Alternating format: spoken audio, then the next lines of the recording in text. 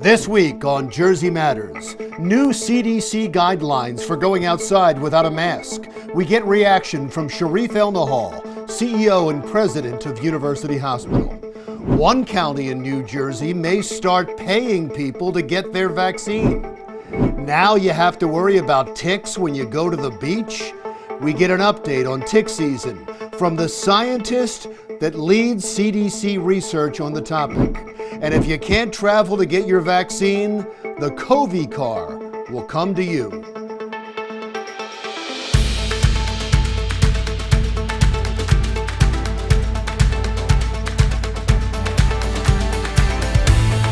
Hello, and welcome to Jersey Matters. I'm Larry Menti.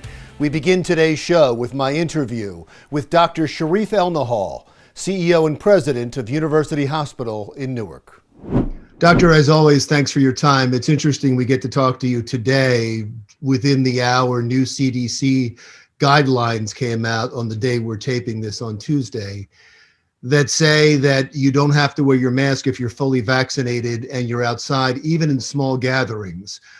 What do you think? Is that appropriate for right now? I think it is, Larry. So in the backdrop, you have a situation where we have blockbuster vaccines. We have 3 vaccines that are exceptional in terms of their efficacy. You're lucky, for example, with the flu vaccine, if you get 65% effectiveness, these vaccines all exceed that. And they're also overwhelmingly safe. Despite the Johnson & Johnson pause, it turned out that the benefits outweighed the risks significantly. And so the CDC actually asked to continue it for everybody, even younger women. And so right now you have a situation where vaccines confer a lot of protection and folks want to have more latitude if they're vaccinated. And it really increases the value and the pitch that we're making to folks to get vaccinated in order to have more of these restrictions lifted. And so every time we allow folks to not wear masks or go to gatherings, I think it actually helps in the vaccination effort. How do you know if someone's vaccinated or they're not vaccinated? Doesn't it give people that just don't want to wear a mask permission to not wear one? It's an interesting point. I would say that we all have to live by the honor code to a certain extent. We don't have enforcement of any of these restrictions on a day-to-day basis outdoors, really. And so, I think what we're doing is telling folks that they can take more of a risk in the sense that they don't have to wear masks and can get closer to a sense of normalcy, but also, again, allowing folks who are vaccinators like ourselves at University Hospital, governments, et cetera, to make even more of a pitch to get more folks vaccinated. So I think it's consistent with the data and the evidence. And hopefully now that 50% of American adults have at least one dose, even greater than that, they announced that last week, you'll see more folks taking that latitude and encourage more folks to get it.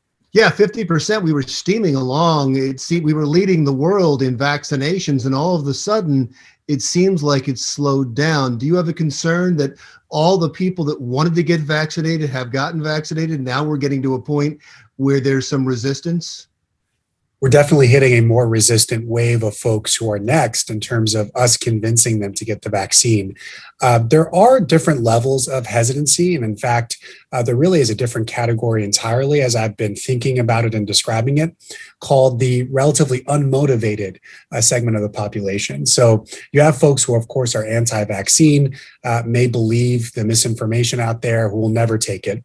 And then you have a group of mostly younger people who do not view the risk of COVID to be significant, who are fine with vaccines and may believe the science, but say, you know what, why would I go through the effort of taking a day off of work, potentially having a couple of days of bad side effects, doing that twice potentially if you take one of those vaccines? I think I'm okay. And so we really have to get to those folks and remind them that the risk of inaction here is much greater to them than the risk of taking the action to take the vaccine. And as human beings, we always underweight the risk of inaction and overweight the risk of taking an action like a vaccine. And so it's really about repeating the message and calibrating it over time to get to that more difficult next group of people.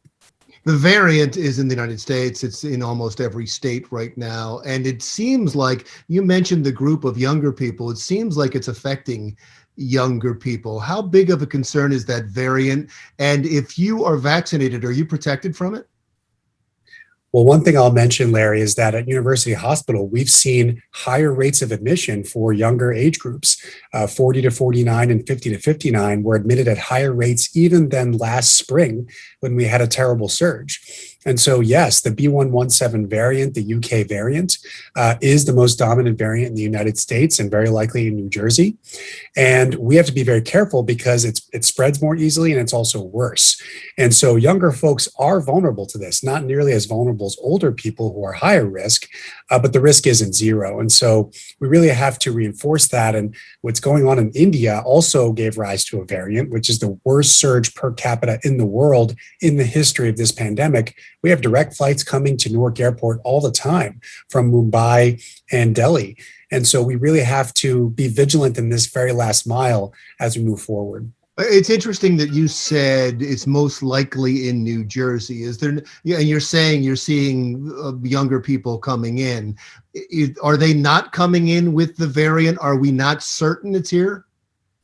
Well, we don't sequence enough to understand exactly what the prevalence is of these variants. So we just have been improving sequencing in this country. About 8% of all positive tests are now being sequenced. We probably need to do a lot more, closer to 15, 20% to get a real sense, an accurate sense of how common this is. But we do have a good idea. And I can tell you the UK variant tends to dominate within a couple months wherever it goes. And that's the variant to be concerned about. And we don't know yet about this Indian variant, maybe even worse. We have to wait and see. So the second part of the question, if I was vaccinated, if a person is vaccinated, do they have immunity to these variants?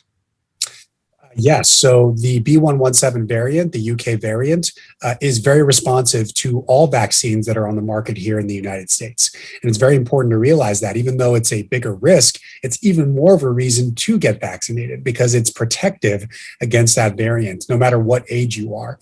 So again, really part of the playbook in trying to convince more folks to get the shot.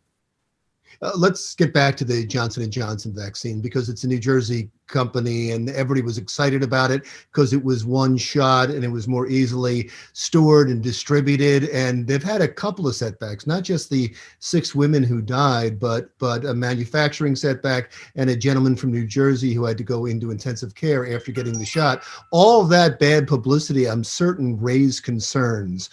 Is the concern about Johnson & Johnson, even though it's now been, the pause has been lifted by the CDC, are they legitimate concerns? Should we be concerned about it?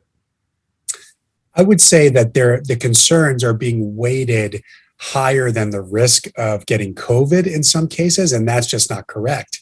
The risk of not getting a vaccine at all, whether in Johnson & Johnson or not, is much higher to you. We just talked about no matter what age you are, your risk of getting severe disease, hospitalization, and even death is much greater if you get the disease. And the fact is, these vaccines are very effective at preventing severe disease. In fact, near 100% effective at preventing hospitalization and death. That one anecdote of one person who had to be admitted after vaccination is one of millions of people who have gotten the J&J vaccine. Compare that to people still being admitted to the hospital every day in New Jersey with COVID-19 because they're not vaccinated yet. So again, it's important to really weigh the risks and benefits of inaction versus getting the vaccine. You would have no problem getting the J&J vaccine. I would not. I trust the CDC. I trust the analysis that they did, which clearly spelled out the risk that you're much less likely to get the disease and to die if you get Johnson & Johnson than not getting a vaccine at all. And that's what's most important.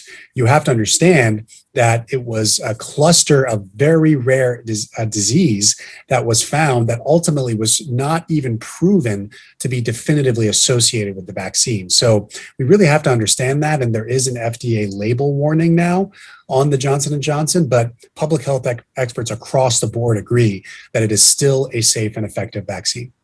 Let's move on to your new hospital. You're going to build a brand new hospital. When will they break ground and how long is that going to take?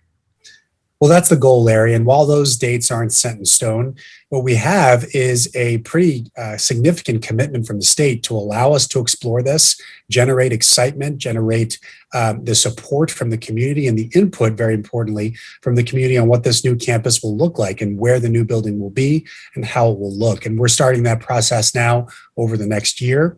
And shortly after that, we hope to actually get a developer on board and really start the process. And so I hope within the next couple of years, we get a plan that is a lot of community input and we break ground within the next few years.